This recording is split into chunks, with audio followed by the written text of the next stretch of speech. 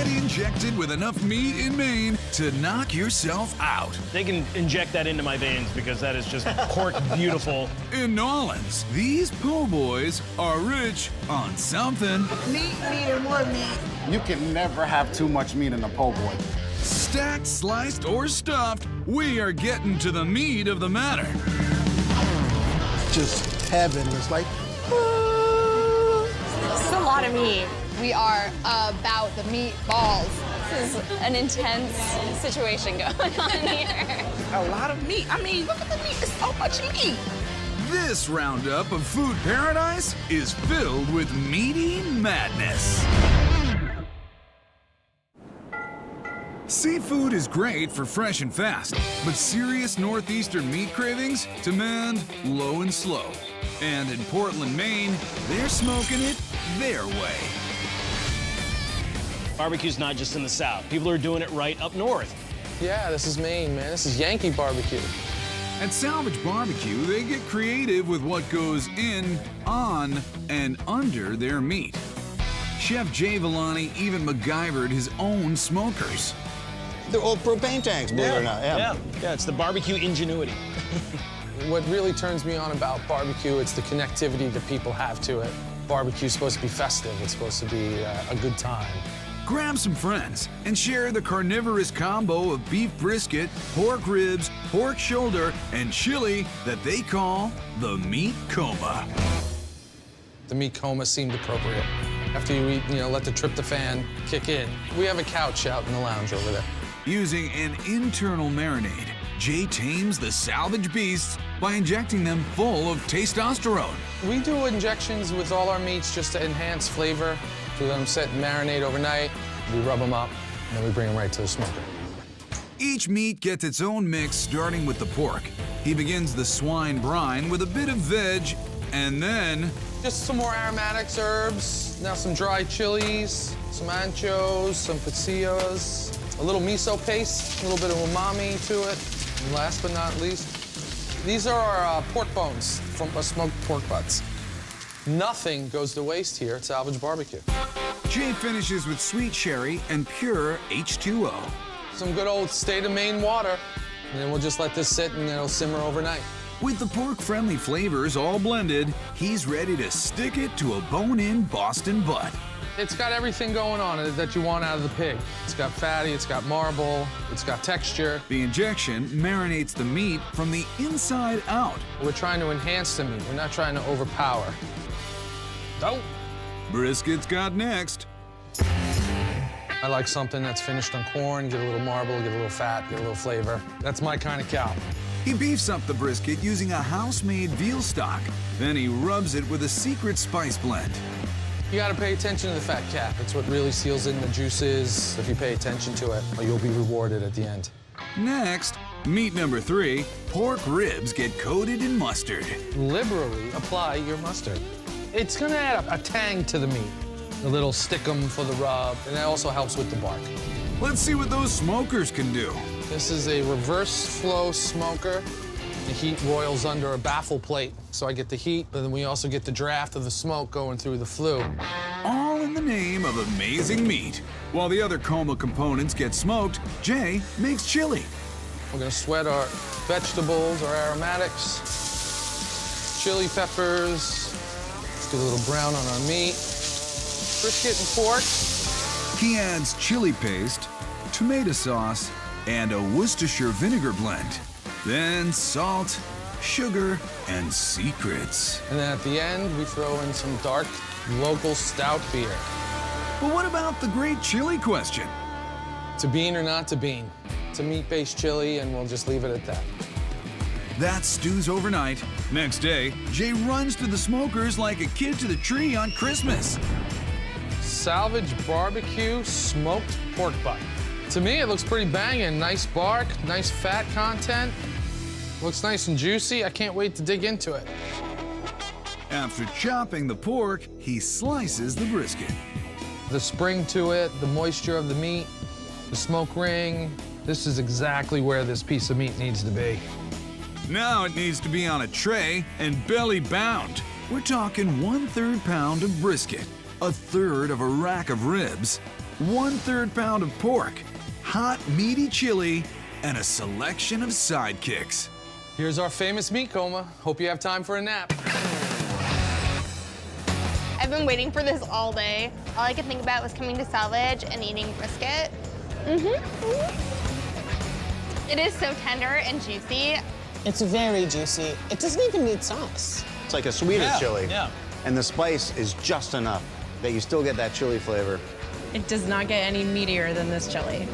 See, the smoke ring is just gorgeous, beautiful color. It just melts in your mouth, and the flavor just comes pouring out. It was definitely the meatiest rib that I've ever had, and the bark was really nice. They can inject that into my veins because that is just corked beautiful. They can do that, but I'm not eating you. In Portland, massive meat medleys at Salvage Barbecue are turning BBQ into BBZ. Why count sheep when you can count meat? Submarines, hoagies, grinders, everyone's got their local hero. When it's a big meaty po' boy you're biting into, you know your taste buds are in New Orleans. And they just gotta dance. It's festivals in your mouth. It's everything that New Orleans brings. You can never have too much meat in a po' boy. I want all of the meat.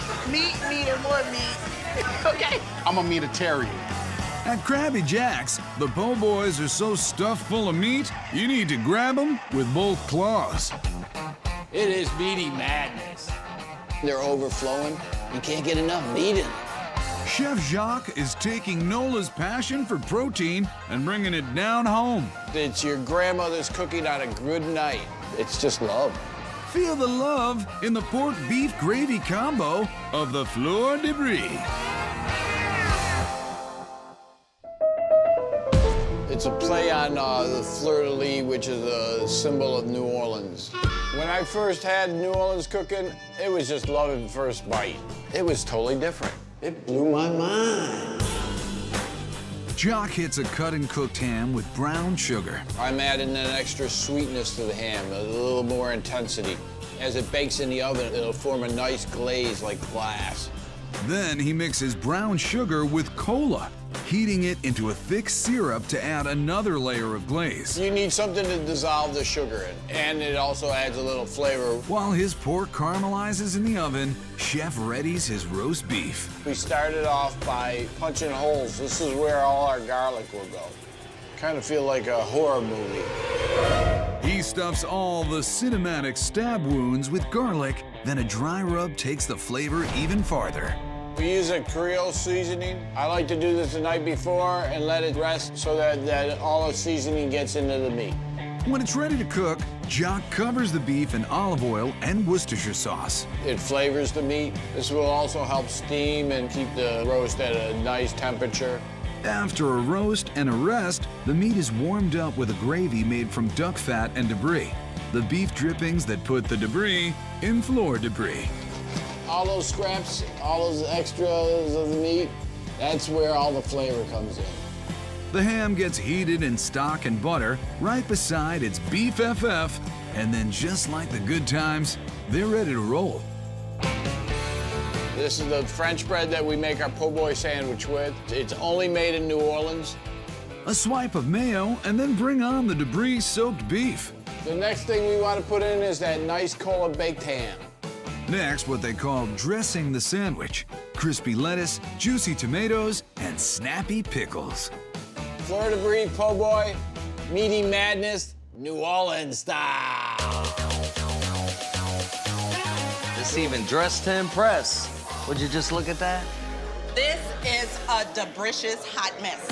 It's juicy, it's fresh. And when it hits the back of my palate, man, it just all kinds of things go on and it just explodes. I can taste that Cajun flavor in the ham and the spices and the debris. The roast beef have this New Orleans type spice to it. I was like a firecracker, like, oh, wait, that's a different flavor. You know, it would pop. Ah! After eating this, I do not feel like a po' boy. I feel like a rich boy. Cha-ching! Meat lovers know Krabby Jack's in New Orleans is a non-stop carnivore carnival. I have meat madness!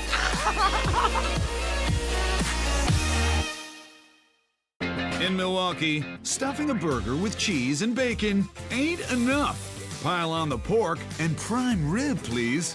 This is how burgers should be made.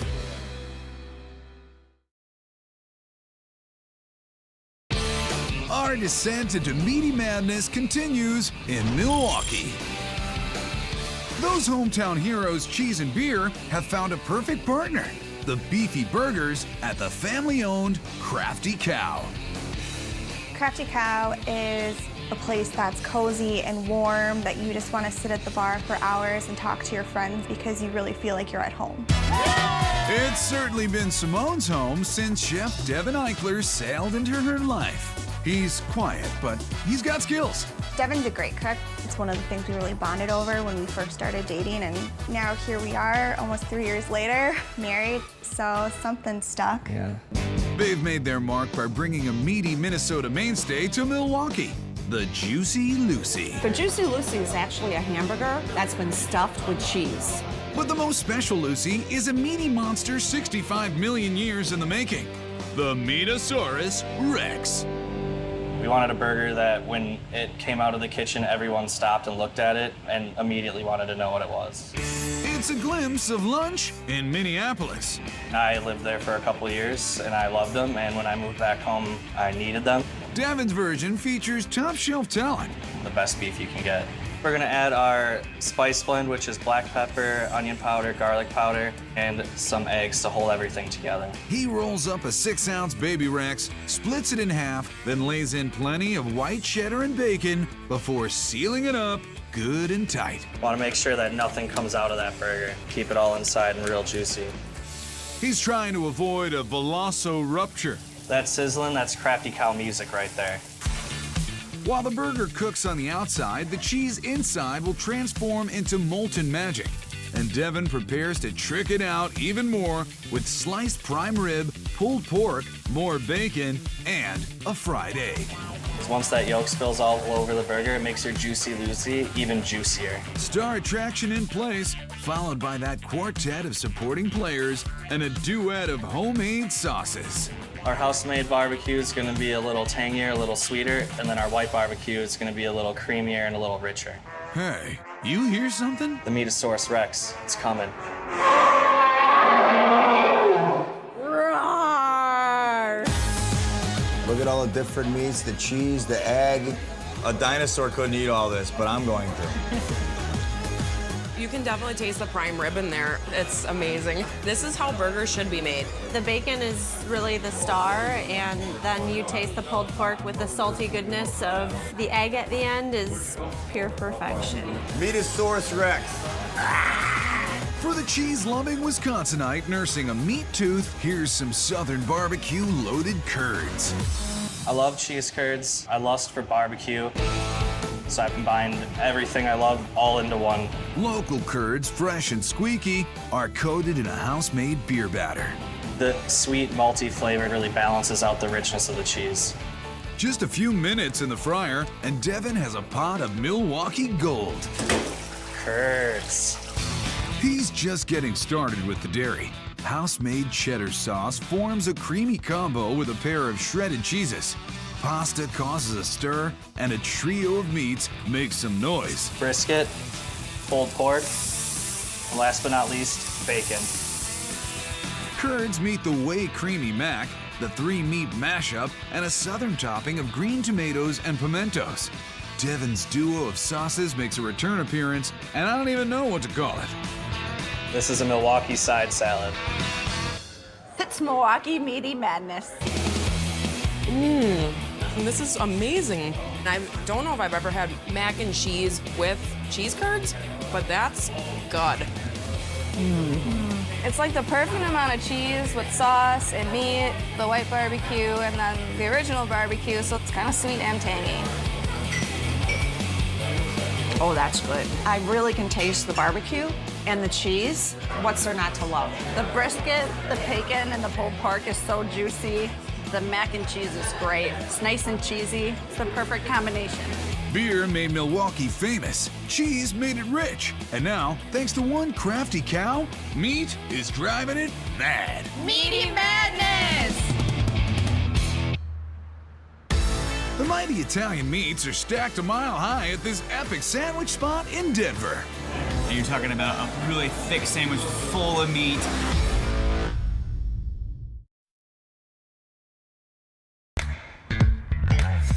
They're digging in and pigging out in Denver, where the meaty sandwiches are stacked guess how high?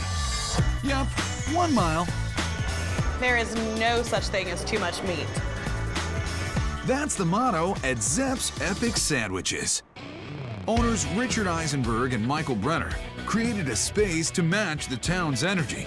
Everything we do at Zepp's is based upon the Colorado lifestyle, the hiking, the biking, snowboarding, skiing. Extreme sports.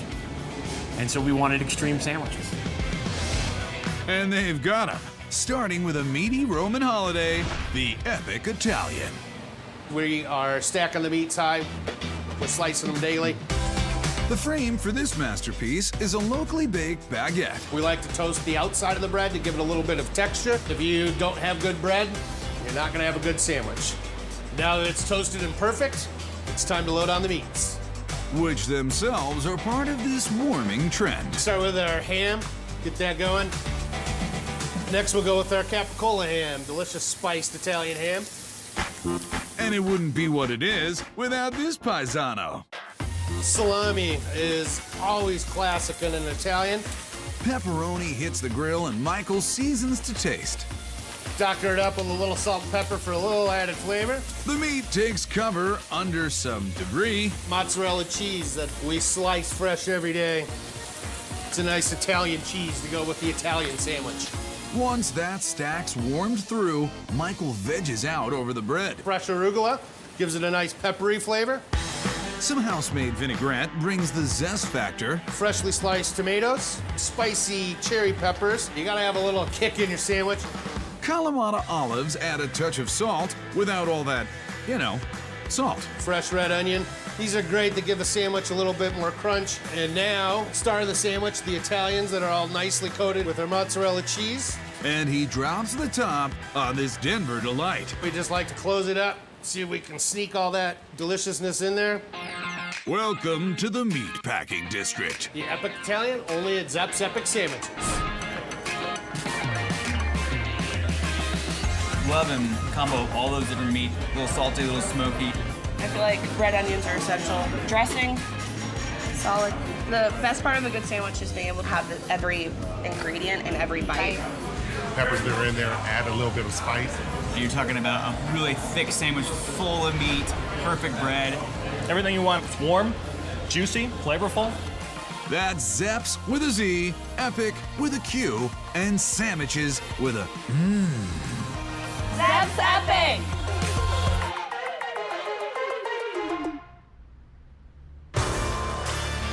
Can you handle 2.5 pounds of Texas Q rolled into a SoCal burrito? Yeah, you just got the whole barbecue shop right there. Right. And when you're hankering for meatballs in Manhattan, add this stop to your bucket list. Oh my God. It like melts in your mouth.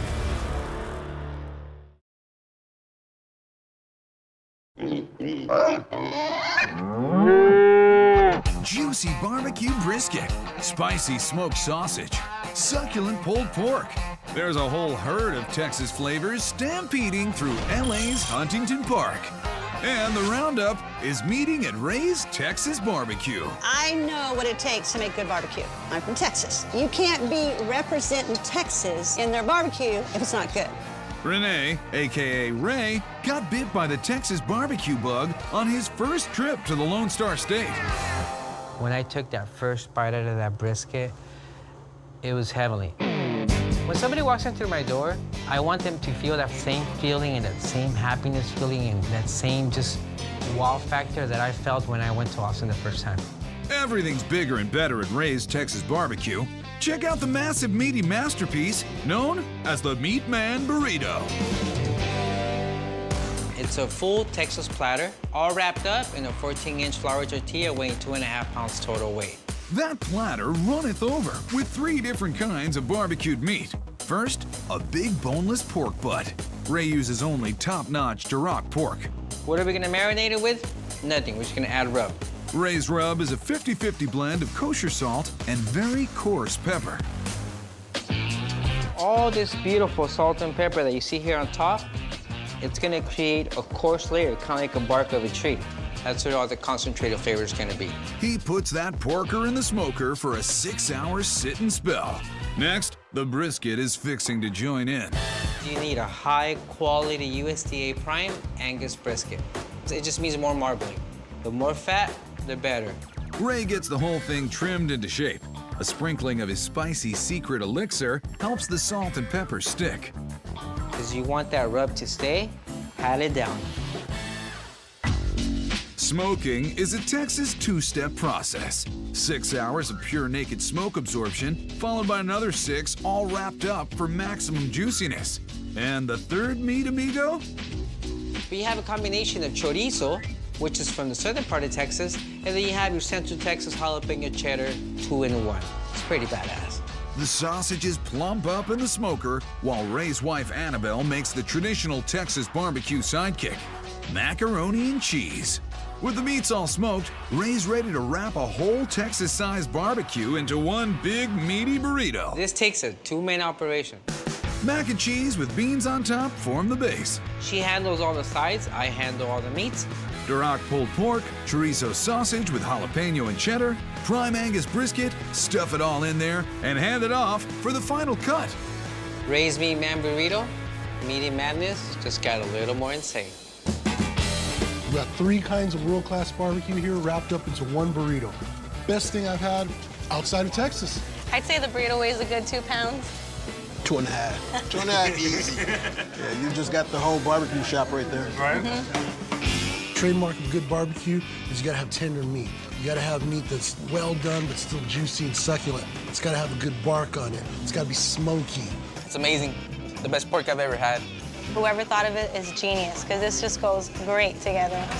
Ray may follow the barbecue rules of Texas, but his California creativity comes through in the presentation. Like, get a load of the loaded brisket smoked potato.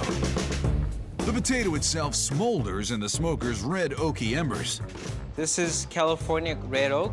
What makes this wood so special that it's dense? It burns low and slow, which you're able to create that beautiful smoke ring. He rubs down a Texas-sized potato with the same mixture of super coarse S&P. Then, vent holes and a foil wrap. Hasta la vista, baby. Ray unwraps a fresh smoked brisket and gives it the jiggly test. Look, you see how it jiggles? When his hot potato comes out, Ray adds sour cream, a blend of cheeses, and fresh chopped chives. But it ain't fully loaded yet. Because this is all about the meat. Plump chunks of smoked sausage, a stack of bark-encrusted brisket, and a humble spud becomes the loaded brisket smoked potato. 2.5 pounds of meaty madness. Just heaven. It's like, If you can get the bark such as this, you have yourself a home run here. it's so tender and juicy. That smoke flavor from the brisket and the creaminess of the potato, it's just a perfect blend. He should be in competitions in Texas. That's how good this barbecue is. This rocks. Truly, truly, this rocks.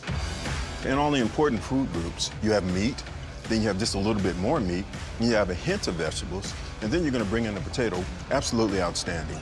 There's things that make you say, and then there's things that make you say, At Ray's in LA, you can take the barbecue out of Texas, but you can't take the Texas out of barbecue. Ray should be voted in as an honorary Texan. I will have to contact the governor.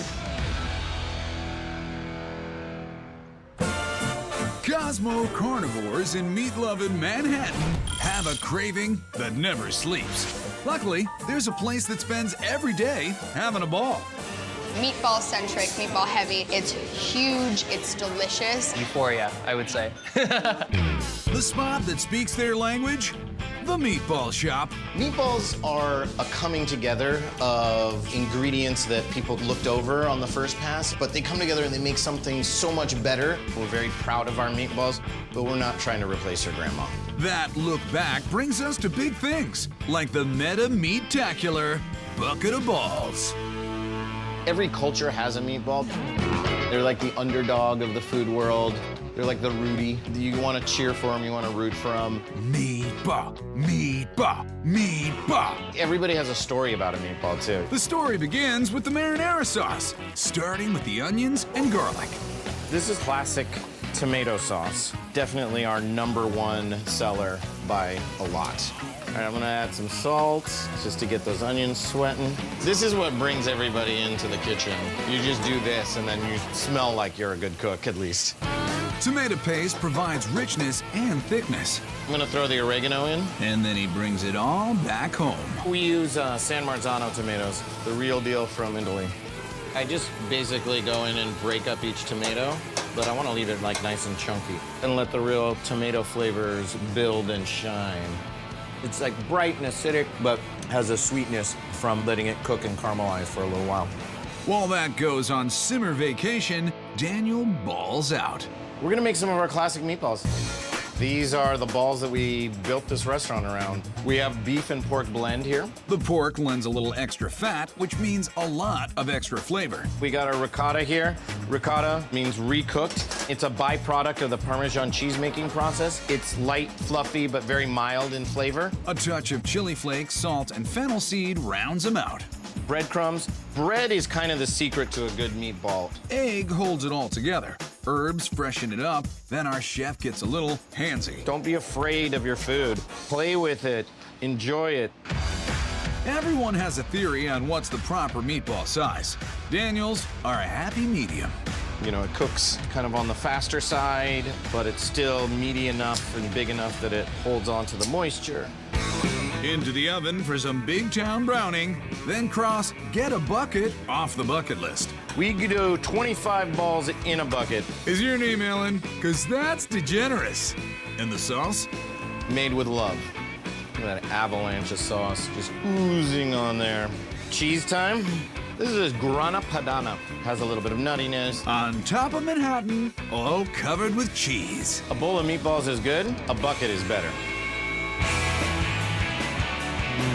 You obviously taste that great beef, but then the herbs come through and shine. A solid tomato sauce is hard to get right, but it's amazing here. It's perfection. Oh my God. I love how there's chunks of tomatoes in the sauce. The cheese on top was perfect.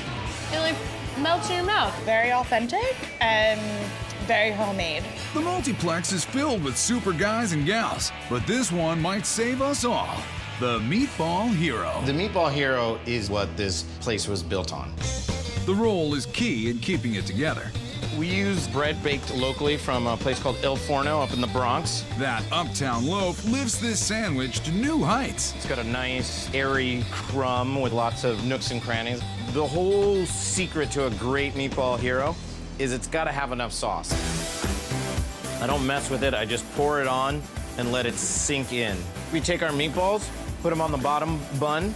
I smash them up a little bit so that there's actually a bit of meatball in every bite. That move also keeps them right where he wants them. You don't want your balls to roll out of your sub, like, you know, you bite one end and it shoots a ball out the other end at your date. That's no good. The mozzarella is well thought out too. This cheese is really amazing. It's got a great pull when you bite into the sub. It melts up really nice and great. The hot melty cheese is contrasted nicely by a cool, crisp sidekick salad.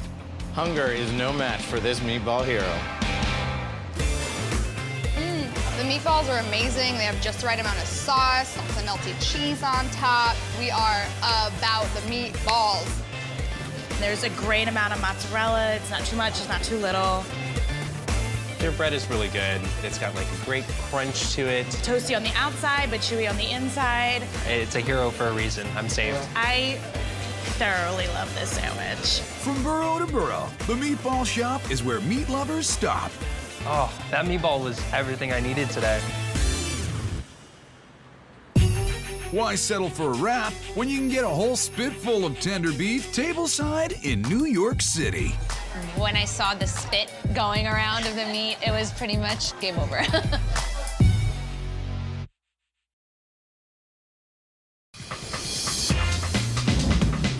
The love for meaty meals translates into every possible language. And in New York City's East Village, it's speaking Lebanese at Ozatar. time we come, it's a great experience. And there's no other place in the neighborhood that is this type of cuisine with this type of quality. My family's Middle Eastern, and when I saw the spit going around of the meat, it was pretty much game over. The checkmate goes to Chef Tarek Falouz, who's named his restaurant after a Lebanese spice blend. I grew up eating Lebanese cuisine. I wanted to bring it to New York City to share the love and the joy of the food and the cuisine. A Lebanese meal's all about sharing, starting with appetizers called mezi. There's these small plates which brings everyone together on the same table, so it's more of a social dining experience where everyone is expected to share with everyone else on the table. The ultimate shareable item is a meaty Ozatar exclusive that brings the whole Spitfire experience right to your seat. Tableside shawarma. Shawarma is very popular street food in Lebanon. It's very similar to hot dogs over here in New York, where you find it in every street, every corner. Our tableside shawarma is a little different because it's an entire experience. It begins with a large piece of beef and an even larger piece of steel. Shawarma has to be thin slices, very thin slices, so this way it cooks faster, it cooks evenly. Chunks on the spit will become more like a kebab versus shawarma. This is also where that namesake spice blend makes its entrance. Now, shawarma has different recipes depending on the region. However, there are many ingredients that you definitely have to have. One of the most important ingredients is the ground cardamom. Ground cardamom is very essential in the Lebanese, Middle Eastern cuisine. It goes very well with red meats. We'll put cinnamon to give it a little sweetness. More boldness comes from coriander, cumin, paprika, and a sesame paste called tahini. That's going to make you remember hundreds of years of shawarma traditions. Red wine vinegar and olive oil are the final colors on this palette. Let the finger painting begin. You want to make sure all the spices and the marinade reaches all the slices. And once you carve it, you want to have the same taste in each bite. Wow, it smells so good. Tarek marries the meat to the miniature spit. It takes a while, so he stacks on some history. Here at Ozatar, all the recipes are food that I grew up eating. Recipes I learned from my mother, my family, and it's as authentic as it could get. The spit is topped with veggies and set to spin out. While hand-cut potatoes are fried and seasoned. 90 minutes later, the shawarma's ready for the show. We serve it with a mountain of delicious French fries. We add kosher salt, sumac, and fresh chopped parsley. The homemade tahini sauce, homemade hot sauce.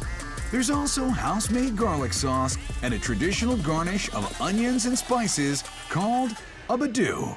This is our world-famous tableside shawarma.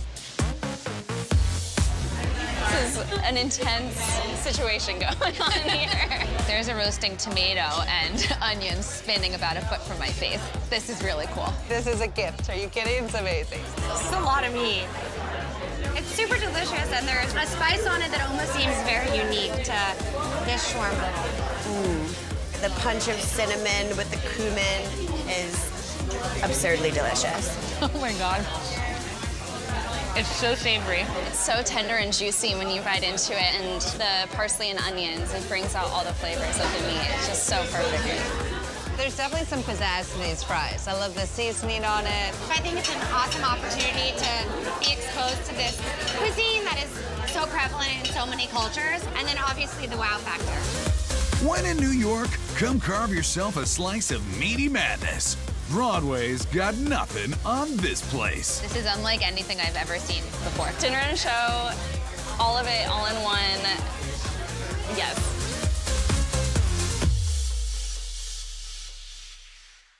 Texas knows beef, and this Houston hotspot does it incredibly Wellington. It's almost like a steak and a dessert at one time. The pursuit of meat mastery is no mystery in Texas. And in Houston, the stakes are especially high. My God. Oh my gosh. Texas knows meat. Bigger the better. The bigger the better. This is beef country. And riding high at the top of the food chain is B&B Butchers and Restaurant. If you haven't had steak at B&B, you haven't had steak. Owner Benjamin Berg says the name pays tribute to his great-grandfather. But this ain't some stuffy old steakhouse. When you walk in the front door of B&B Butchers, it's a unique atmosphere. It's not your grandfather's steakhouse. He's got the old-fashioned steak with kind of the hip atmosphere. We're all about the meat, though. Big cuts, dry aging room. Butchers isn't just a clever name. They have a deli-style butcher shop right on site. Over 23 cuts in the restaurant, from American prime to Japanese Kobe. For the ultimate classic meat treat, bust into the Beef Wellington. Chef Tommy Elbashary shares the love. If you're serious about meat, you gotta come to B&B. If you like your meat tender, filet mignon is the way to go. When the cow moves, the tenderloin doesn't move. That's why they call it tenderloin. With just a bit of basic seasoning, the filet gets a quick sear in olive oil. You have to sear the filet all around. You don't want it to leak in the buff biscuit. We just sear it off. It's still raw in the middle. Some foie gras gets an even speedier sear. And we gotta really, really be careful. It's just like butter. So it has to be like less than a minute on each side. From duck liver to duxelle, a mushroom filling he makes with cremini, oyster, and portobello. You could really use any mushroom you want. You know, I like to use different mushroom. Just give it more flavor. Garlic, shallots, and olive oil join with the fungi, and after a little fun in the oven, chef blends in breadcrumbs, parsley, and truffle oil. Oh, truffle, mushroom, smell like heaven here. Everything cools down to be wrapped in buttery luxury. Because we're using buff pastry, and it's really soft, and you don't want any juices that go in there or it's gonna melt. Duxelle, foie gras, and filet get all tucked in. Done. Then an old-fashioned reminder of the ranch. We have our own brand, B&B. We're gonna get it really nice and hot. Now you gotta be really gentle with this. Don't press too hard. Tommy covers it in egg wash. While the bundle bakes, he heats a sauce of veal stock. This is heaven on the plate. It's the Beef Wellington, the steakhouse classic. That is cooked to perfection. Are you kidding me? The pastry goes really well with the beef. Wow. The tenderness and the flavor of the steak is impeccable, and the crust is like a biscuit I've never had before. Great infusion of flavor, just melts in your mouth. Delicious meat, savory sauce. It's almost like a steak and a dessert at one time. This is the birthday cake of steaks. I love this meat, Beef Wellington. Beef does the body good. B&B knows the classics, but they also know how to get creative, like inventing a shank where no shank has been before, the chicken shank. Oh, it's amazing. The people going crazy. They used the veal shank, lamb shank, but now we got the chicken shank. It's all about getting it in shape. An all-natural Texas chicken gets cut in half and dressed down. I'm gonna knock this out. See how strong I am?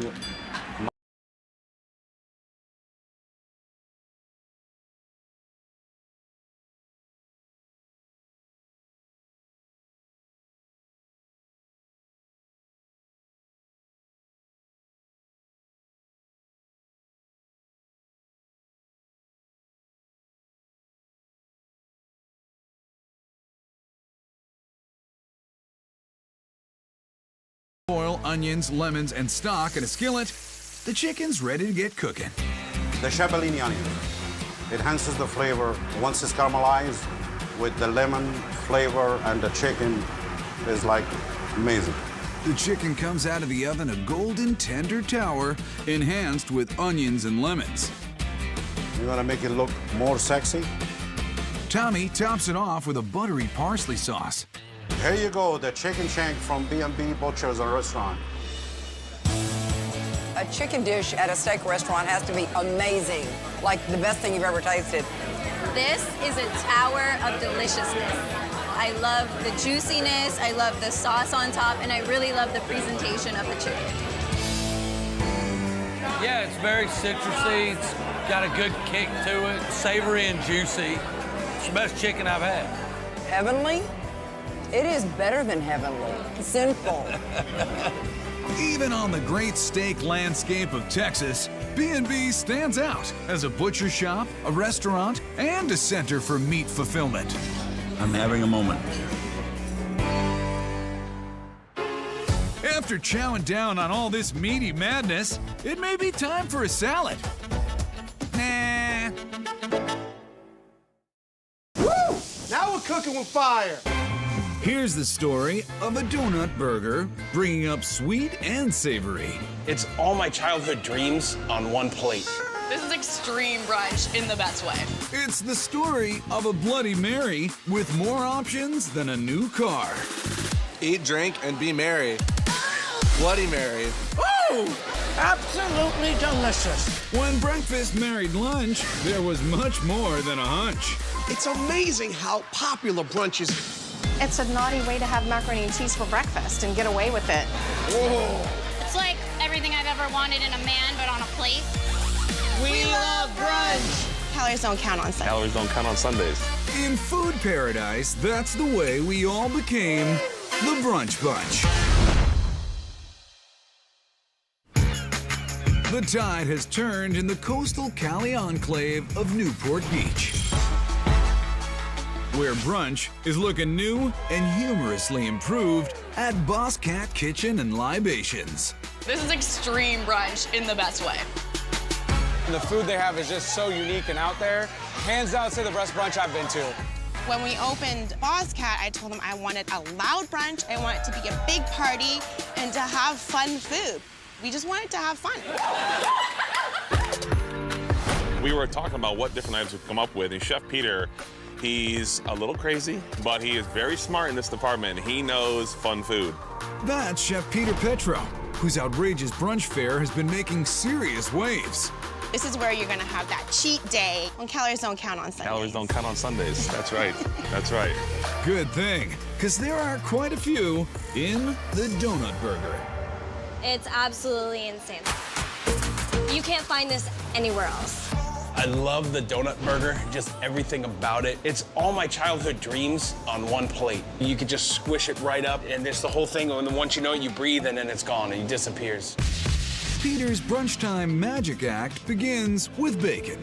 I love bacon more than I love my children. It's one of the most delicious, perfect foods on the planet. While the bacon bakes, Peter gets his grind on with the beef brought in from the Midwest and prepped fresh every day. 2 4-ounce patties hit the 500-degree grill. We smash the patties down so it creates a good caramelization. We season with salt and fresh ground pepper. For Peter, this is the best part of waking up. We start cooking in the beginning of the day, and the smell hits you, and the sizzling and the sounds, and everything is wonderful. Like other brunch burgers, this one gets an egg, but Peter fries his eggs in duck fat. It's got a unique flavor that's unlike anything else. Butter is delicious, but so is duck fat. And so is Peter's fever dream of a bun, which is sliced and grilled while the patties are flipped and cheesed. We have many different layers of flavor. We have some sweet, we have some salty, mixing together just to create a whole wonderful experience. The stacking starts with the bacon and continues towards the sky. This is the ultimate brunch food right here, but it wouldn't be complete without a scoop of ice cream, because ice cream just makes everything happy. Take that, Mom. This is the donut burger, and this is how you brunch like a boss. It's messy but amazing. So good. This is one of the best brunch burgers I've ever had in my life. The burger's medium rare, juicy, tender. The bacon adds a nice little salty spin to it. The ice cream brings a nice little sweet flavor, soothes it down. I've always been a fried egg on my burger kind of guy, but you can really taste the flavor that the duck fat adds to it. It really makes it nice and rich. As soon as you bite into that burger, that yolk spills out, absolutely insane. It's so good. It's genius. I have found my last meal. If I had to die tomorrow, I'm eating this donut burger with ice cream. Those planning to live a while longer might want to also try the fruity cereal French toast. It's the silliest thing, and when Chef made it for us, we were like, this is absolutely ridiculous. And sure enough, it's gotten like 1 million hits on social media. Makes me think about Saturday morning cartoons, but now we're all grown up, so we're having a little bit more fun with it.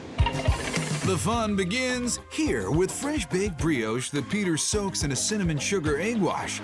Then he takes it to the gravel pit. We really smash it down. Pretend like you're a kid and, you know, when you were having fun with your cereal and you always wanted to play with your food, but I always got yelled at for playing with my food. So now I'm just gonna play with it and I'm gonna do it my way. That is pure happiness. Peter grills down on that happiness, transforming his dream into a sweet stack of reality. Bacon is added, of course, but then Peter goes off course. Most people for French toast, they use maple syrup. That doesn't go with cereal, right? But condensed milk does. It's got a great, rich, creamy flavor. Oh, that's my favorite right there. Fresh berries add a tart, sophisticated contrast, but then Peter's inner child returns with a vengeance. We're taking this over the top. As adults, we can do whatever we want. We're putting ice cream on it for brunch. Fruity cereal French toast, because calories don't count at brunch. Mind blown, literally. It's so good. It literally tastes like heaven. It's sweet, but it's a little bit salty. It's like everything I've ever wanted in a man, but on a plate. This is not your normal French toast. I like that they use the condensed milk. As kind of like you're having milk and cereal at the same time when you're a kid, it kind of gives that feel. I'm having French toast and ice cream for breakfast. Doesn't get any better than this, honestly. If you look like this, that's a good brunch. And no matter how many Bosscats are brunching at Bosscat, the food will always be the main attraction. I think he likes that better than us. Yeah, I'm not gonna lie. Sorry.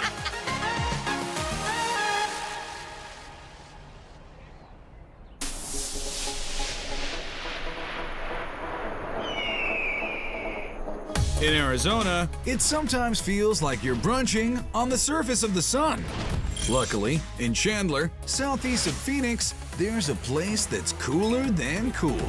The party doesn't stop. Churros Hash. Forget about it. I mean, it's great. The reason the food's so good here is because we put Italian love into every dish, baby. That's it. With white onions and colorful bell peppers, this hash matches the flags of Mexico and Italy. Now we're cooking with fire. This huevos rancheros is gonna be over the top and extreme.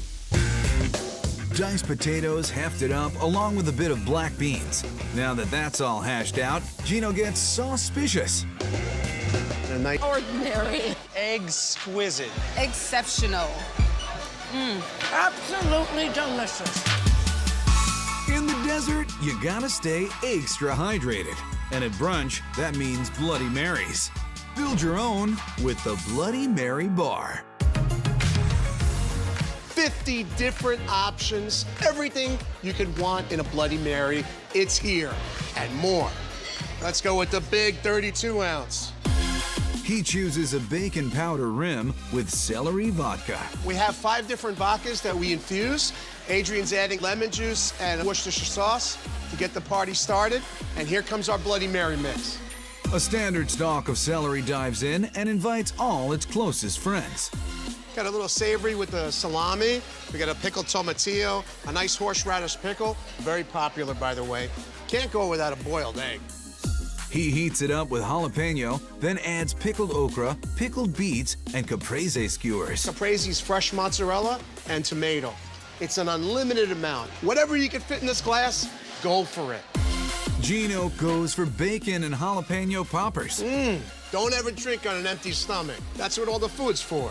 Bloody Marys and brunch are a match made in heaven. Cheers. It's crazy. I've never been happier. Yummy. Woo! It's a great hangover drink. You just continue the buzz from the night before. Eat, drink, and be merry. Bloody Mary. I love the olives and the pickles, and I always add a little lemon. It's my favorite. I feel like I'm at the fair. It's like 4th of July. For sun, fun, and brunch in Chandler. It's like a club, but for breakfast. Mangia. You wanna do that again?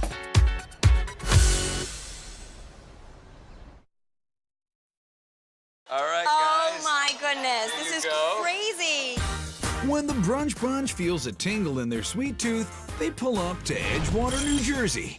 Punch in and get to work brunching at the Brownstone Pancake Factory. When the weekend comes, I can't wait to get in my car at 6:45 in the morning to beat the rush hour because this place is insane. But there's nothing like the brunch at Brownstone Pancake Factory. It literally makes you want to be happy. These dino-sized delights have been brought to life in short order by Jersey boy Bobby Bruness. My parents owned a small luncheonette diner. You know, I was side by side with my father at a very, very young age. It's kind of like the School of Hard Knocks, but it's hard-boiled eggs. When Bobby took over the diner, his Willy Wonka whimsy extended to the decor, as well as the candy-covered pancakes. You know, when you bring that stack of pancakes or shake to a table and you just sort of see how they react, the way they smile, you never get tired of it. One dish that'll turn your world upside down is the deep-fried cookies and cheesecake pancakes. The fun part for me is really doing stuff that no one would ever think makes sense. The foundation for that platter is the batter, which was first created by Bobby's grandfather. My grandfather had this affinity for pancakes, go figure. They don't exist in Greece, but for some reason he just had a real, joy for them. And he started working on this amazing recipe that's been going since really the early 70s. Grandpa blended flour with 2 kinds of sugar, eggs, oil, vanilla, and buttermilk. Sure we have enough? We see on a Saturday or a Sunday well over 1,000 people a day. It's a lot of pancakes. The batter is for more than making pancakes. It's also the ultimate coating for a cookie heading into the fryer. I kind of feel like anything you fry would taste great. What I do is we split them down the middle. So if you see, you have this fried sort of cookie, but it's also pancake. So it really has that amazing taste and flavor. Cookies crafted, Bobby griddles full-sized flapjacks, dusting them with crumbled sandwich cookies. Once flipped and stacked, they're layered with cheesecake and those fried cookies. But we're not done. We're gonna add some chocolate syrup, and last but not least, some magic, some powdered sugar. Dessert for breakfast, why not? Oh my God. Oh, man. Oh. This is so amazing. There are actually cookies in the pancakes. Wow. I'm in heaven today. The cookie crumbles are chocolate, the sauce is chocolate. They're all my favorite things in singularity, but combined just makes it for one amazing breakfast food. You have the taste of the cream and the chocolate, and then the fried batter on the outside. It's so moist and amazing. I love it. Anything fried is really good, but when it's chocolate, it's just amazing. I love cheesecake. I'm a cheesecake fanatic. It's just amazing. And all this together, it's like, wow. For those hoping to drink their brunch, Brownstone has something sweet and straw sippable, the Maple Bacon Breakfast Milkshake. Does somebody help you eat this thing? Or maybe a crane to bring it up in the hand, bring it to my mouth. So I'm really a big kid at heart, and that's kind of why you see a lot of these concoctions and crazy ideas. So this particular shake starts with a mason jar that we put vanilla icing on, and we put granola and rainbow sprinkles. Bobby blends vanilla ice cream with milk and maple syrup, creating a breakfast-flavored shake. And this is the best part. When you can't decide whether to have pancakes or waffles, you're gonna get both right on top of a shake. Along with 3 strips of crispy bacon, a snowstorm of powdered sugar, and more pure maple syrup. This is our maple bacon breakfast shake. Good. I've never seen anything like this in my life. I mean, this looks like it came from Mars. This is like a mad sugar rush cocktail. It's good, delicious. The waffles are really good and they're very squishy. Wow, I don't know if this is brunch, dessert, or what, but it's delicious. I just want to dip this in here and have the ice cream and the bacon because this is amazing. Bacon's one of my favorite things on the planet after chocolate and the pancakes. Definitely tastier on a milkshake. That's just great. It's so thick, the shake, which it should be. I don't even know what to tell you. I just want to go home and go to sleep after this. If you must sleep, just note, there'll be more crazy creations waiting when you wake. It's what keeps the brunch bunch rolling along. We love brunch!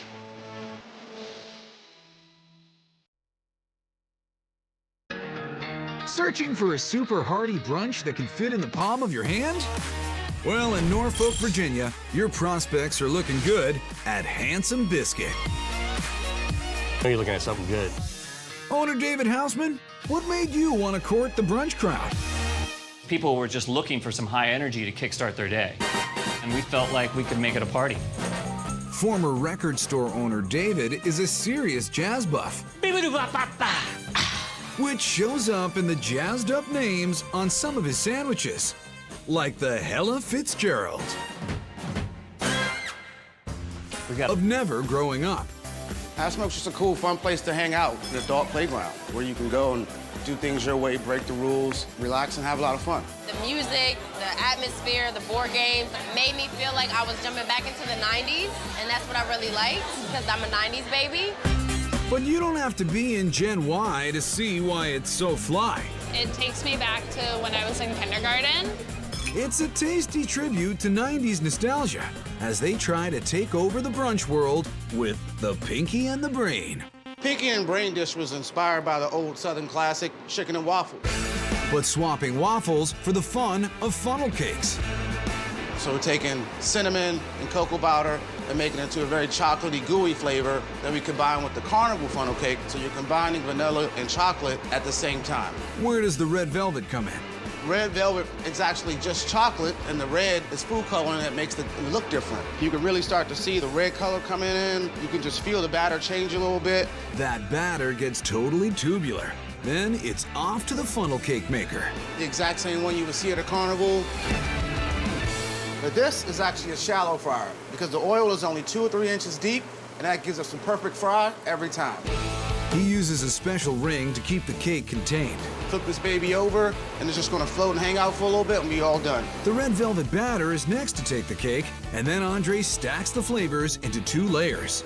And as you can see, it looks like a brain. Now it's time to assemble Pinky. Here we have free-range chicken breast that we slice into little strips we like to call Pinky.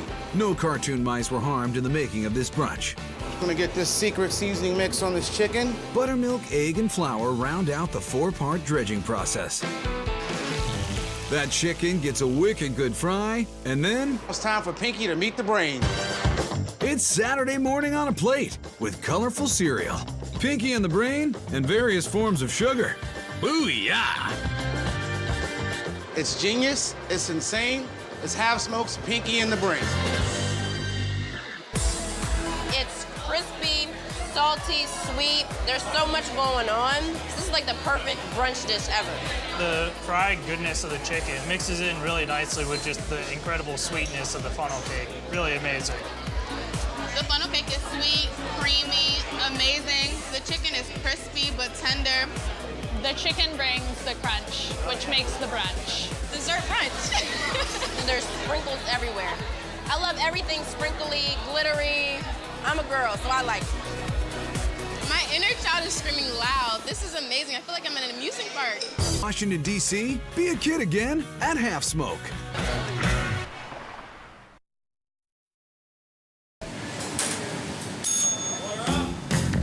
The brunch bell is ringing in downtown Detroit, where the food and festivities go off the massive do-it-yourself Bloody Mary bar. Brunch can definitely be an all-day affair here at Brass Rail. It starts pretty much at 11 a.m., and it's pretty much the last man standing, I would say. Kick off your non-stop Sunday any day with the Brass Rail's version of steak. Have you hit the wall on boring brunches? Try climbing the Brick of Tots. Oh, the tots, one of the hottest things on our menu. You got everything all in one plate that's just oozing with flavor. The brick is built with freshly fried tots, stacked high like cannonballs, and dressed for battle with crumbled bacon. Once again, it's 4 cheeses, but this time they're speaking Spanish. For our queso, we use white cheddar. We use a Mexican-style cheese, yellow cheddar cheese, and we also use another Blanca cheese. Get it all over. That richness gets tamed by a wave of veggies. The jardiniere is gonna add a nice little pickle flavor with just a little bit of spice. Pico is made in-house. It's sweet, it's spicy, it mashes everything around. In case you forgot, this is brunch. Russell caps this mountain with a fried egg and his signature bacon aioli. What's that up in the sky? It's the brick of tots.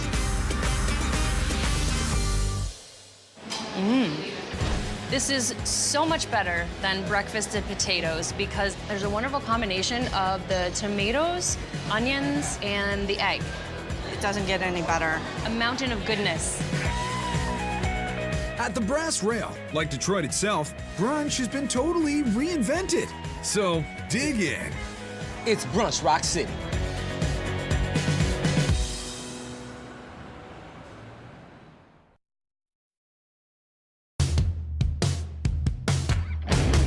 Everyone knows the creamiest, dreamiest, steamiest comfort food comes from the Deep South.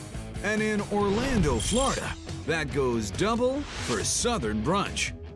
The grits, the pimento cheese, the biscuits, the pancakes, all of it. You get it here every day of the week. It's 7 days a week of indulgent deliciousness at 7 Bites, where chef and owner Trina gets inspiration from a special cook with a special look. A tribute to my grandmother, to that quintessential 50s housewife vibe that she had. It's very Southern and very 50s oriented, but with a modern twist. With bites like these, you're gonna want to take more than just 7. Just come in here and splurge and just enjoy it. That's what food's for. For a mother of a brunch that's so flavor ripe it goes into overtime, be expecting the 7th trimester biscuit. It's a naughty way to have macaroni and cheese for breakfast and get away with it. Not just any macaroni and cheese, the 5-cheese mac and cheese. It used to be just 5, but we decided to make it a little more Southern and we added pimento cheese, and so now there's 6, but we still call it 5-cheese mac and cheese. Trina flavors cream cheese and mayo with dried onion and garlic. And our secret ingredient, the celery seed. We're gonna add in both of our cheddars, a yellow sharp and a white sharp. And I like the taste of a sharp cheese. If you're gonna eat something, eat it with gusto. She makes a cheese sauce starting with a butter onion roux. First cheese we're gonna add are the soft cheeses, which makes it luxurious. Then she powers up with Parmesan. That very strong flavor, a little salty Swiss cheese. That gives the nice tang that Swiss has. And the mozzarella to make it ooey gooey and stringy. And her kitchen wand works its magic. This is what's really gonna make it velvety and creamy, ready to be mixed with the noodles. She shells out for the perfect pasta. The more crevices it has, the more cheese it absorbs. And makes her fluffy, flaky biscuits from scratch. It's a butter and buttermilk biscuit. The buttermilk adds body to the biscuit.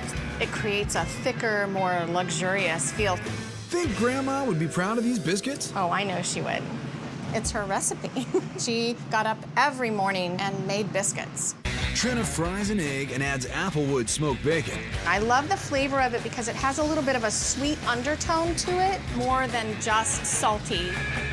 Sliding that breakfast onto a biscuit makes it not just brunch, but Southern brunch. Then she tops it with magnificence. This is stacked perfection. As if this isn't naughty enough, bacon potato chip crumble adds a little bit of crisp and snap to it. The 7th trimester biscuit. Messy never looked so good. Oh, beautiful. Yay, my favorite! So I don't think there's anything wrong with carbs on top of carbs, but I don't even know if a fork is big enough to hold all this. The fluffiness of these biscuits is pillowy, heavenly. If the scale is 1 to 10, this would be a 20. The most delicious pillow, absolutely. If you're from the South, pimento cheese is everything. With the crumbled up potato chips is genius. It's got the tang and the sweetness, and then of course the runny egg. The runny egg makes everything better.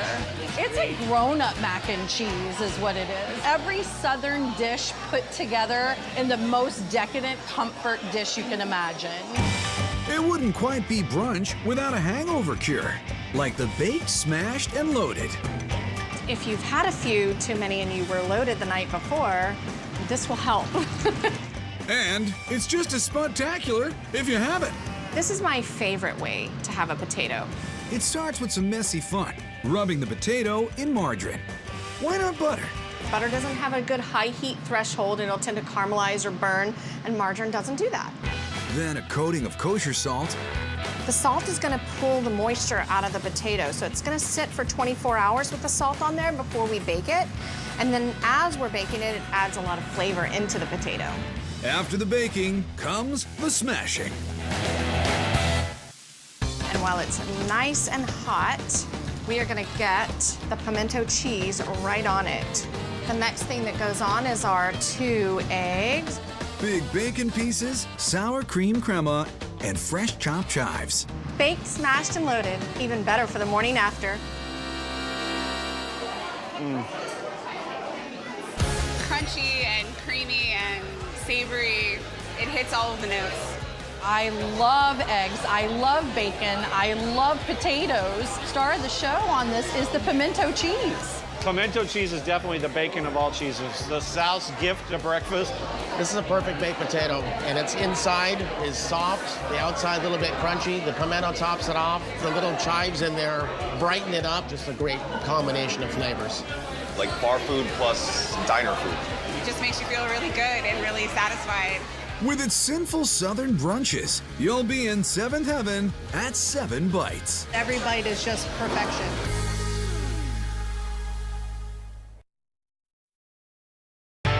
The food and the mimosas, we have the best time. We actually stay here for hours.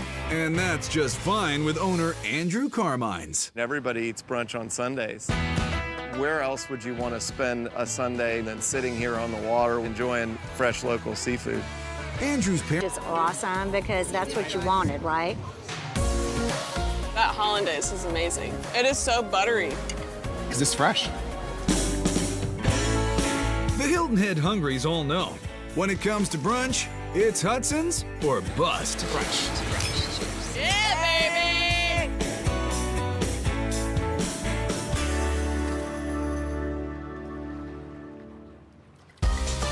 Nothing feels better than a serene Sunday brunch, unless it's a party that rolls right into dinner service.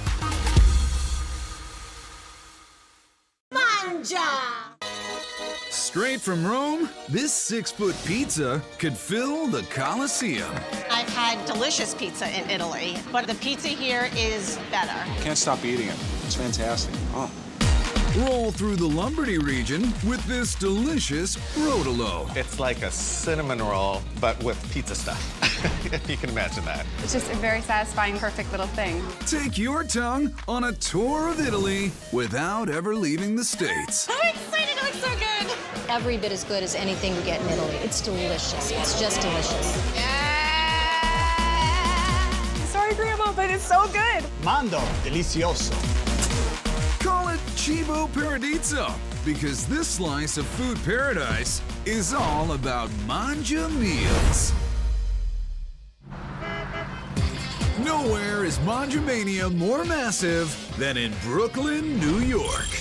First, because there's a massive amount of Italians here, and second, because the pizza is genuinely massive at Fornino. When I saw the pizza coming out, it was like bottle service at a club. I was waiting for sparklers to come out and just fireworks. I've had delicious pizza in Italy, but the pizza here is better. The biggest difference is chef and owner Michael Leou, whose pizza-fied life seems to be destiny. The name Fornino is actually my mother's maiden name. It means little oven. Somewhere in the history of my family, there had to be a baker that had a little oven. But when Michael bought this place, it included an unusually large oven, and that changed his life. This oven is very unique, and I understand there's only 2 of them in the United States. I went actually to Italy, and there's a place called Campo di Fiori where they make these very long 6-foot pizzas. When I saw these pizzas for the first time, I was amazed. And seeing these gentlemen cut them with these big scissors, I said, wow, how cool. This is the way it's classically done in Rome. He brought the concept back to Brooklyn and started wowing the crowds with mural-sized munchies like the Michael Special. Roman pizza is a little different than Neapolitan pizza. It's a little crispier, and it has a little bit more ingredients on top. He begins by stretching 2.5 pounds of dough out to a rectangle. How does he know it's long enough? We have these boards specially cut for these pizzas, so let me check. So here we go. So this pizza is, we need an inch or two more. Size isn't the only thing that makes Michael's Special special. This pizza is a white pizza. There is no tomato sauce on it. First, we're gonna start off with a little olive oil to get that crust nice and crisp. And now we push it down with our fingers to give us a little docking. So this way the pizza doesn't blow up. Once it's docked, it gets loaded. This is a Pecorino Romano, so it's a lot sharper than a Parmesan cheese. The Pecorino's got a little bit more of a kick. That Pecorino bite is balanced by creamy fontina.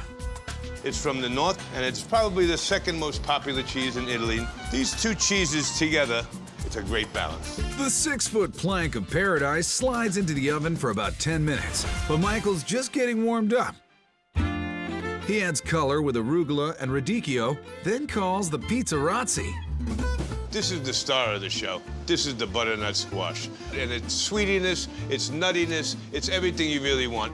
Actually, Michael also wants more cheese. Hello, burrata. This is the creamiest of all the mozzarellas. We're just gonna put that all over this pizza. You see how creamy it is? It gives such a wonderful texture. It's salty, it's very special. The creamy burrata meets a spicy Italian salami called soppressata. Hot chili flakes and lemon. Lemon? Which goes very nice with the butternut squash. It gives a sweetness to the soppressata, and it gives a little kick to that creaminess of the burrata. A final drizzle of olive oil, and this pizza really measures up. Mangia! This pizza. This is the biggest pizza I've ever seen, but I can't wait to make it the biggest pizza I've ever eaten. This is like a ribbon cutting ceremony. So good. Wow. It's the best crust. There's an airiness to it, but at the same time, it has the perfect chew. That's really delicious. So you've got the arugula, which is giving it that peppery citrusness. You've got the creaminess from the burrata and the butternut squash. That's everything I need. And you got like something lemony going on in here, but it's like a sweet lemon. Every time you take a bite, you get a different flavor, and that's what I like about it. I can't stop eating it. It's fantastic. Oh. There's a rockin' pizza going on right here. And when you're feeling the need to feed, 6 feet of pizza perfection will have you speaking in tongues. Mangia!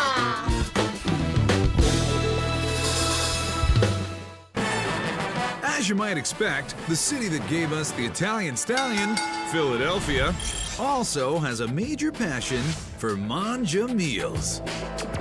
Italian food is a huge deal in Philly. We have like a giant Italian immigrant population, so Italian food's everywhere, especially in South Philly. The big-bellied stone oven and open kitchen aren't the only things that make Pizzeria Vetri special. Their Italian food is different. It definitely has an American twist, but it still feels authentic. And the chefs are right there. They're incredibly passionate. I love watching them while they work. That authenticity comes straight from Italy to boot. A lot of our techniques come from the Lombardia region of Italy, Bergamo specifically. I think it's very important to stay authentic to where our recipes come from. The recipe everyone around seems to love is that dough, though.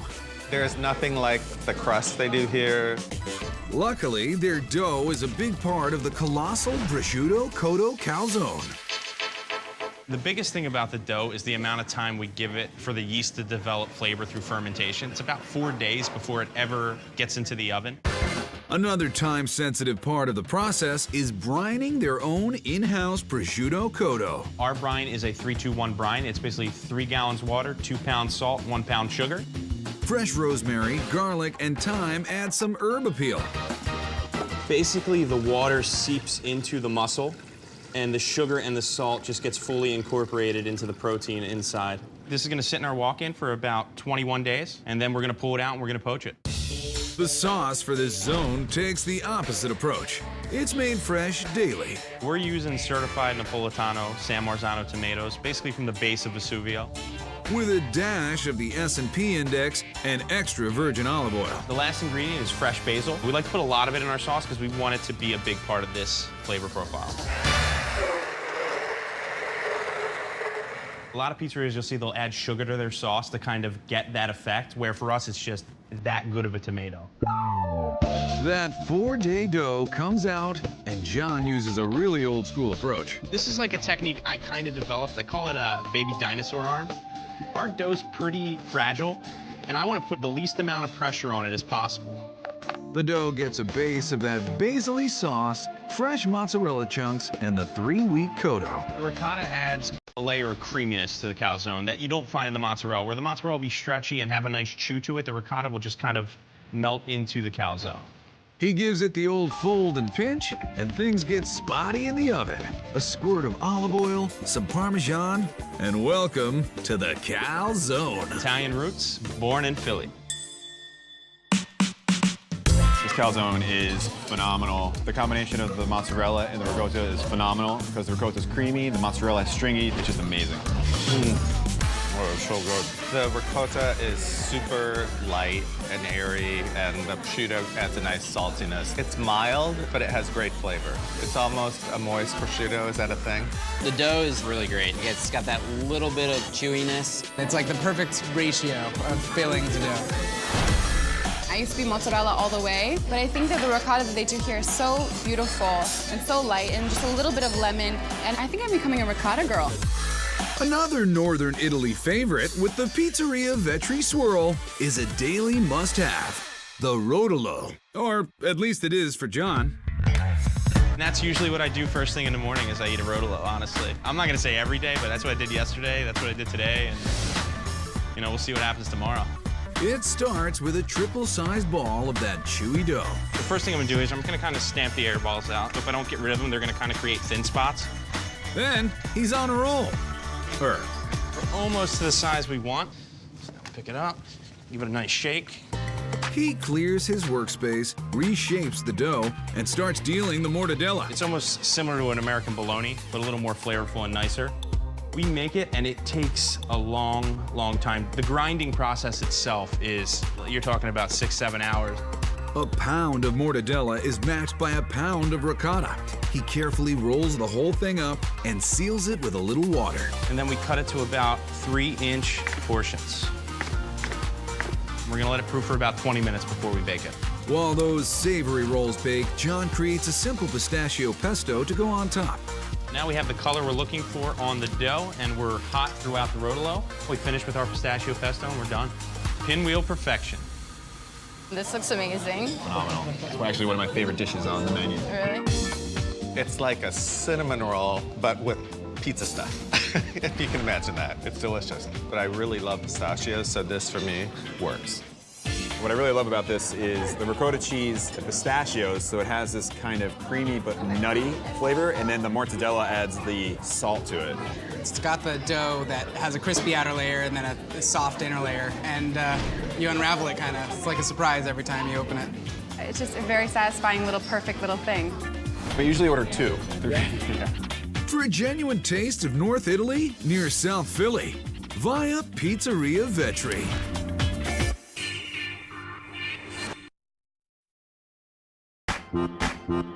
Just west of Detroit and Plymouth, Michigan, there's a wonderland of Italian food called Cantoro's Market in Trattoria.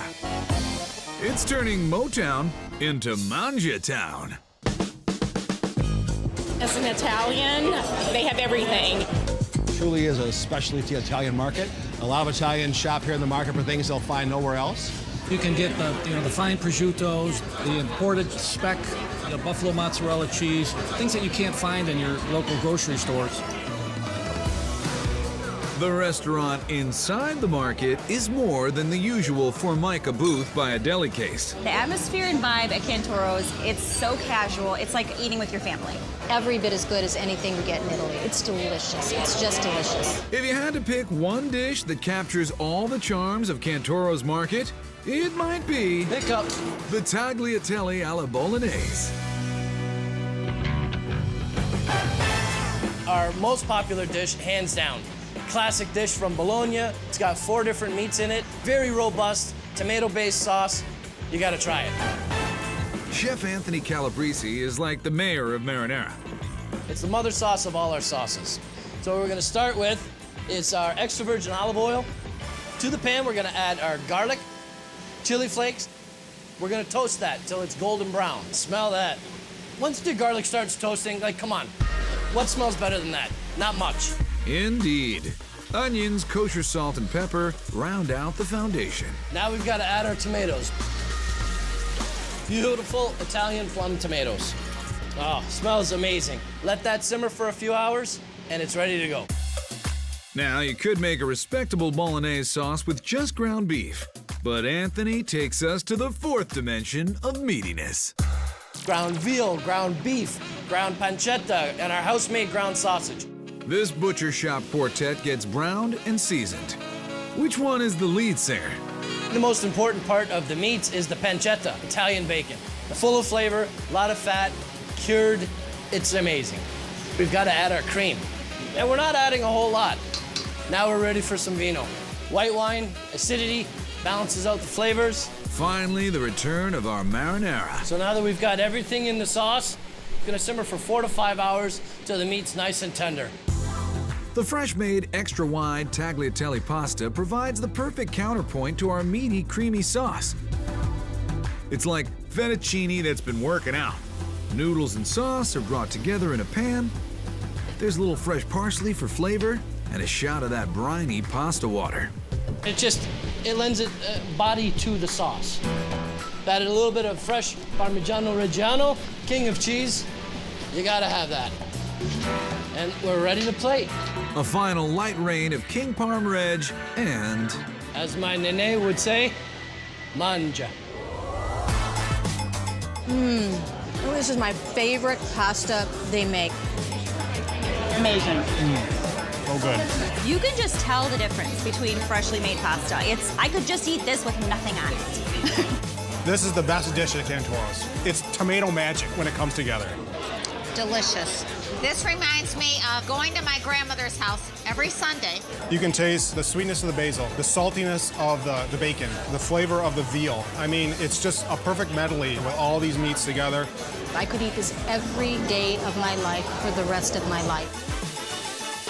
Mangia. That's a word packed with meaning for Italians. The act of sitting down with family and friends, that's what it was all about. The spread's ready, you got wine in your glass, mangia. Eat, enjoy, be happy. That is simply sweet.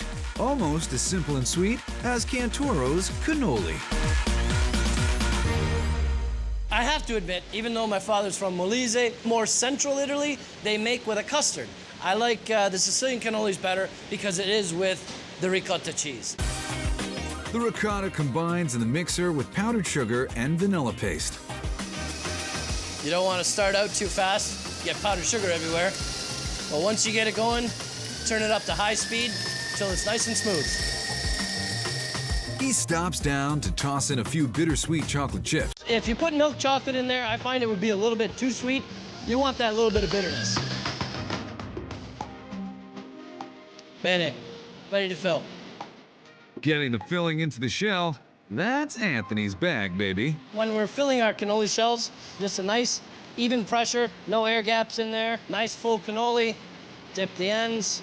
Sometimes you do one in almonds, other half in chocolate. Have fun with it. Cantoro's cannoli. Go ahead, you deserve it. Mangia. So good. The shell is so crunchy, and the ricotta cheese inside, it's so creamy. It's just such a combination of textures, and then the bittersweet chocolate and the almonds, it's amazing. There's almond, there's vanilla, everything you'd ever want in a dessert. It's delicious, it's perfect. When in Rome, eat a cannoli. Life can be stressful. Cantoro's is the place to go for some Mangia therapy. The only way I stay sane is drinking wine and eating Italian.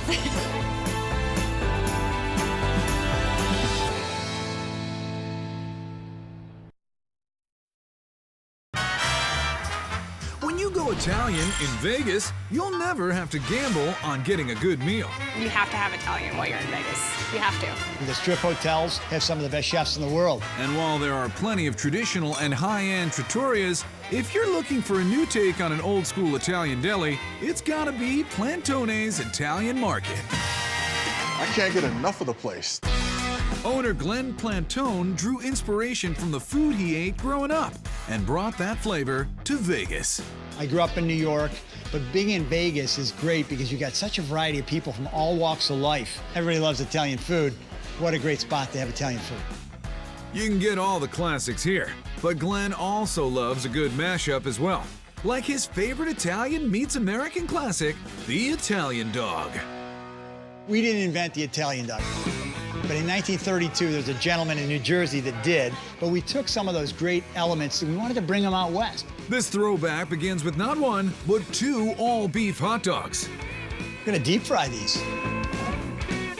The texture turns out a little bit better, and they cook a little bit quicker and more thoroughly in the deep fryer versus on the flat top. It's perfect. They just started to plump a little bit, so we pulled them out right before they got too big. For a double-decker dog like this, a regular roll won't do. Plantone's bakes up whole Italian loaves. We're gonna cut it in half, we're gonna dig it out, and it's gonna form a boat. We're gonna throw a little butter on the flat top. So we're gonna let that sit right there, and that'll brown nicely. It wouldn't be an Italian without their specialty, sliced onions and peppers. That's the way to go. Italian sausage with onions and peppers is a staple. We're gonna let them grill down a little bit. As you can see, they're browning out nicely. The dogs board the boat, followed by the veg and a potato-packed salty surprise. You can do it a number of different ways, but this is the typical standard way they did it in New Jersey. Usually put about 15 to 20 of these guys on top. They're gonna fall off because there's too many of them, but we want people that really have a lot. Glenn finishes with a drizzle of sharp and creamy hometown mustard. I grew up with this. It's phenomenal. Plantone's Italian dog. Mando delicioso. You can taste the juices, you get all that rushing through at the same time. I will never eat anyone else's hot dog again. That's how good that is. That was amazing. Oh my gosh.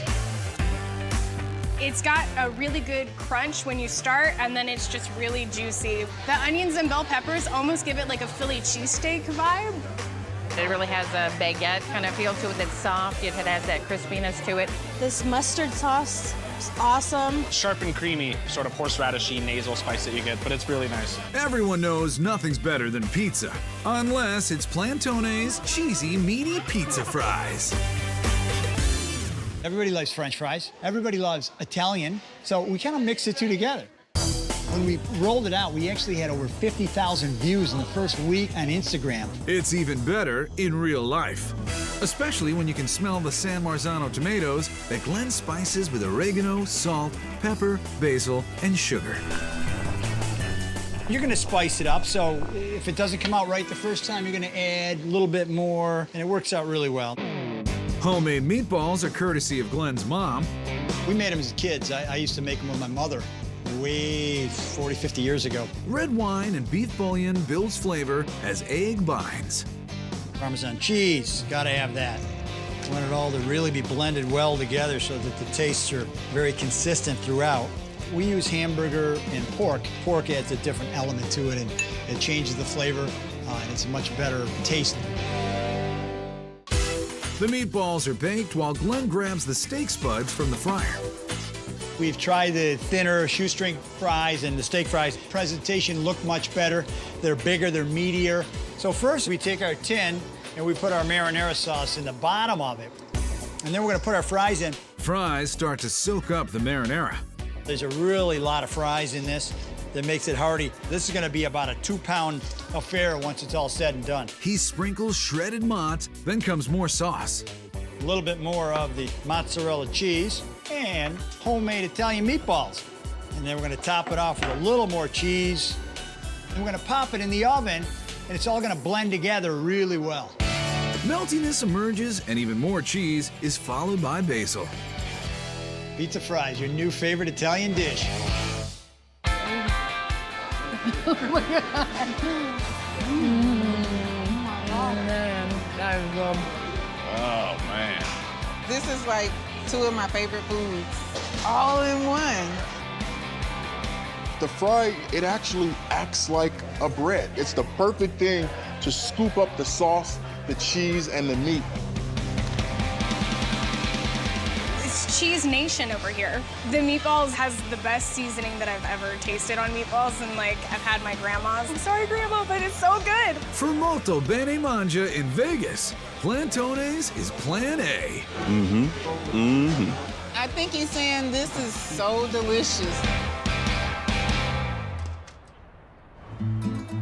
Fun fact, many of your Italian favorites were actually born right here in New York City. Now they're all grown up and feeding the souls of a new generation at Machina. I come from a very traditional Italian family. This food is very close to how my mom would cook it. That same love is what inspired Chef Sean Rollinson to manja his way into the restaurant biz. I learned Italian cuisine the old school way. I traveled, I went to Italy, I tasted, I learned. We take techniques from the old world and implement it in a way and style that people will recognize today. And his food is comforting New Yorkers with a certain kind of precision. Machina means machine in Italian. You got everything. You've got the cocktails, you got the wine, you have the food. One engine that keeps this place running is the steak fondue stromboli. Hey, that kind of looks like a calzone. Calzones tend to have a rich marinara inside. Our stromboli doesn't really have a sauce. We're creating more of a cheesiness and richness. Everyone kind of knows what fondue is, but no one's ever put fondue in a stromboli. Like most good things in life, the fondue starts with a shot of booze. A little white wine for the skillet. Ooh, nice. Got a little sizzle. A little white wine for the soul. This really is a well-oiled machine. Next step, mozzarella. Can I blend it with the wine? Now, grappa. Grappa is an Italian brandy. The alcohol adds flavor while helping the cheese melt in a way that's creamier. It seems to be working. Now that's what I call a cheese pull. Pepper and salt are expected, but what's this? Gonna finish off with a little bit of sweetness, a little bit of honey to finish it off here. Perfect. Another unexpected twist is Sean's choice of meat, hanger steak. Hanger steak, a little more richness, and it really, really holds up with all the cheese sauce and the dough of the stromboli. He stretches some of his pizza dough and lays down the mozz. Hey, I thought we were using fondue. More cheese, always more cheese. No one hates more cheese. Next, it's roasted peppers and onions, the sautéed steak, and that booze-infused fondue. You want that ooziness, you want that richness to come out when you cut this thing open. But first, there's the fold, a coating of olive oil, and a trip to Ovenville. That's perfect. Bubbling, it's hot, steaming. Here we go.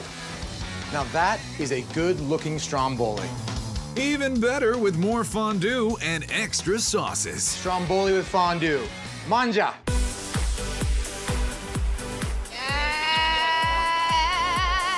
That's a cheese pool. The texture of the fondue, I think, kind of speaks for itself. It melts right in your mouth. Got a nice little kick to it, a little bit of honey. It's perfect. I think I found my new favorite dish. It's crispy on the outside and delicious on the inside. The steak is actually cooked perfectly inside, and the fresh garlic taste is just out of this world. I'm in stromboli heaven. Prefer some pasta? Shell out for some of Sean's reinvented spaghetti and clams. First things first, olive oil, everyone's favorite. Next is a little bit of garlic, sliced thin. You're gonna get a little brown on that. Toasting the garlic brings out a sweetness in the garlic. Sean adds chilies and tomatoes from the garden, fresh clams and mussels from the sea, and butter from heaven. Then he turns this classic on its ear. We infuse our white wine with saffron. Saffron is the world's most expensive spice, but it gives off a real sort of depth of flavor and richness that you don't usually get from these kinds of dishes. With the clams open to the idea of eating, Sean bathes the pasta in that buttery saffron sauce and brings it all together. Just a little herbaceous bling before the dinner bell rings. Spaghetti, mussels, clams, and saffron. Get your Mangia on. I'm so excited, it looks so good. Oh my God. That is so rich and creamy. Butter, lots and lots of butter. Garlic. So slivers of red pepper, so it's got some spice to it. No, this is gorgeous. It's really interesting that they chose to put saffron in here. It brings out all of the flavors in the mussels and the clams without overwhelming it. It's exactly how pasta should be made. It's just like how my grandma used to make it. This dish is stupid good. But one of the smartest things you'll ever do is get your Mangia on at Machina. Mangia's the word when it's lunchtime in San Francisco. And when the hungry have a hankering for a slice of Italy, they head to Salumeria. I always come back to this place because I know it's going to be good every time. You can eat it here, you can take it to go. It's all part of the grand plan by Chef Thomas McNaughton, who learned firsthand from Italy's master chefs. It knocked me on the head of how passionate they are about food, but also the nature of creating a meal for people. He brought that passion stateside and changed the definition of lunch in San Francisco. Whenever anyone orders food, I want a wow factor. And someone saying, whoa, I never thought of it like this. The wow factor is huge in his salumi sandwich. Our salumi sandwich is homage to hoagies back in Jersey, but also just cured meats in Italy itself and where they meet together. The Italian-Jersey connection shines through in Thomas's version of a rustic Italian favorite, coppa. Coppa comes from the shoulder of the pig, and I always tell people, the more that a muscle structure moves, the more flavor. There's a ton of flavor going on here. He enhances that natural flavor with salt, fresh garlic, assorted dry peppers, and fennel pollen. What's that do? Fennel pollen is from the flower of fennel, so it brings a lot of floral notes to the cured meat. And that's his fennel answer. Let's rub. This piece of meat has this amazing ratio of fat to meat. We want fat to add a little bit of moisture to the meat as it's curing. The coppa will age for 6 months, a mere blip compared to the house-made prosciutto. I love how an amazing prosciutto is so incredibly complex in flavor, and it's really just pork, salt, and patience. Thomas, beam us to Stardate Coppa. After 6 months in the cure box, you can see all the intermuscular fat. This makes an amazing salumi sandwich. Using an old-style hand-crank slicer, he brings sandwich readiness to the coppa, and then to his 2-year-old prosciutto. I want this to melt on your tongue just like prosciutto butter. Fresh baked bread is dressed Jersey style with red wine vinegar, garlic aioli, and provolone. Then Thomas builds Meat Mountain. The coppa, imported salami, his house prosciutto, and house-cured ham. To balance all the richness of this sandwich, we have a fermented pepper relish. On the East Coast, especially in Jersey, they call it hot peppers. A little lettuce, and please, let us eat. 2 years in the making, our salumi sandwich. It's a good texture. There's so much flavor in all the different layers. Whatever the relish is, that has a lot of spice to it. It's a really delicious sandwich. Went through like 5 different flavors as I was chewing it, and each meat almost has that little bit of zest. That's good. The sandwich is so good. You can tell that there's been a lot of effort put into curing this meat for so long. If you want Italian, come here, have this sandwich, and you're gonna be real happy. Here's another Jersey standard with a West Coast Mangia makeover. The eggplant Parmesan sandwich. Here in the Bay Area, we grow so many different amazing types of eggplant that add different flavor nuances, different textures. Rosa Bianca has a creamy taste, while Japanese eggplant adds bitterness. Once breaded, they go into the fryer along with little eggplants that go in whole. Thomas also creates his own tomato chutney. We just use organic heirloom tomatoes and cook them down really briefly. We have a ton of spices in it, but also has a brightness and acidity that comes through to cut all the fat and richness of the fried eggplant. A Jersey-style Kaiser roll and his fresh arugula are the sturdy base for a big medallion of eggplant, followed by that tomato chutney and fresh burrata. He does it all again, then crowns it with fresh basil for bite. And speaking of biting, classic East Coast meets West Coast in our eggplant parmesan. It looks amazing. The eggplant's really great. It's perfectly done. There's like a tomatoey chutney down below, which gives it a little bit of an after kick burn, which is nice. Oh, that's good. That was so good. Is that a burrata? Ah, that burrata was great. And they had such a perfect contrast with the crispness, the eggplant. It's like going to an orchestra. It's different if you hear the individual instruments, but when they all go together, and they make a symphony. And at Salumeria, the Italian flavors are so well orchestrated, all you can do is eat.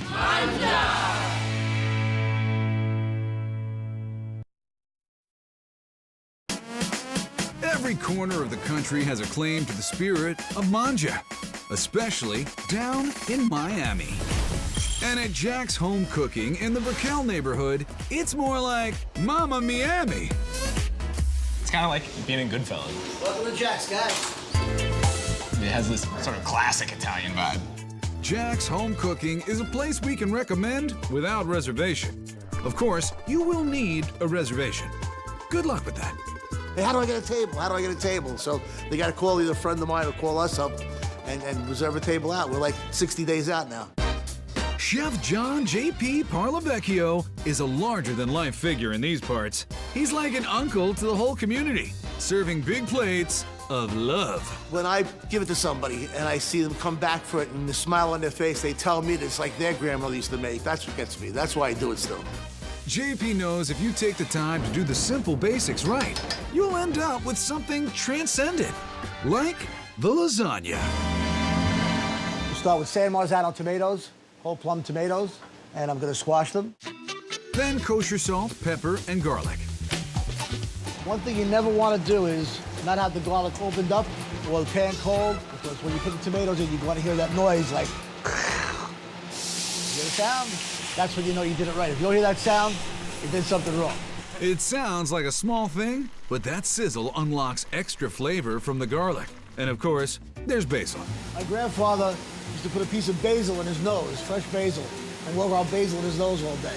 I'd say, Pop, what are you doing? He goes, you want to smell anything else? You want to smell this? He said, all right.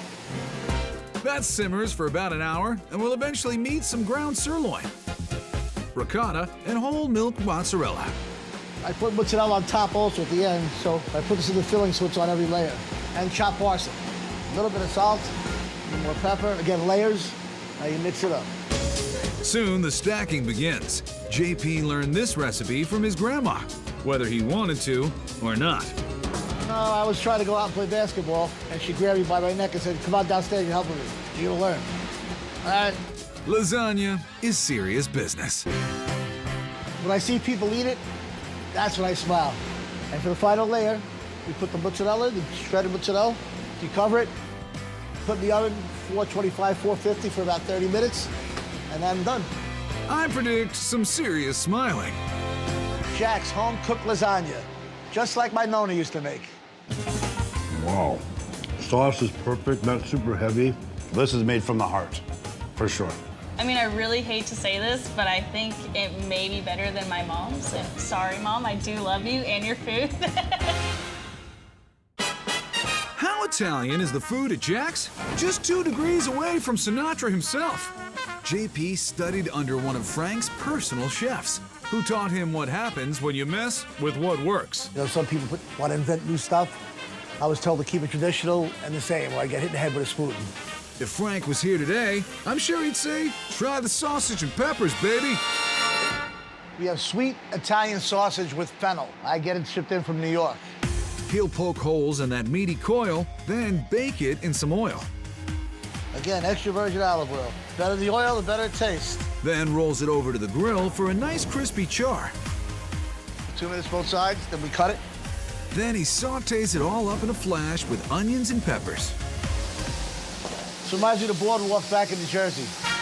Point Pleasant, Seaside Heights, the games, beach, salt, sausage and peppers. An authentic bite of the Jersey Shore right here in Miami. Jack's homemade sausage, peppers, and onions. Mangia. The sausage is just the most robust flavor that you could imagine. I love the fennel in there. I love the peppers, plus the onions. So it's mixing all different kinds of flavors, so that makes it really delicious. If my mother was Italian, that's what she'd make. At Jack's Home Cooking in Miami, you've hit the Mangia jackpot. Quality you can trust. I don't trust a skinny chef, and I don't trust someone that comes in and doesn't taste what they're making. From Italian beef sandwiches to deep dish pizza, Americanized Italian food is what Chicago was built on. And in Lincoln Park, they never forget it. Italian food. Chicago style. Italian-American comfort food satisfies families and free spirits alike at the ever-popular Pasta Bowl. The ultimate comfort food. It provides everything I need. The bowl's big cheese is Taylor Owie.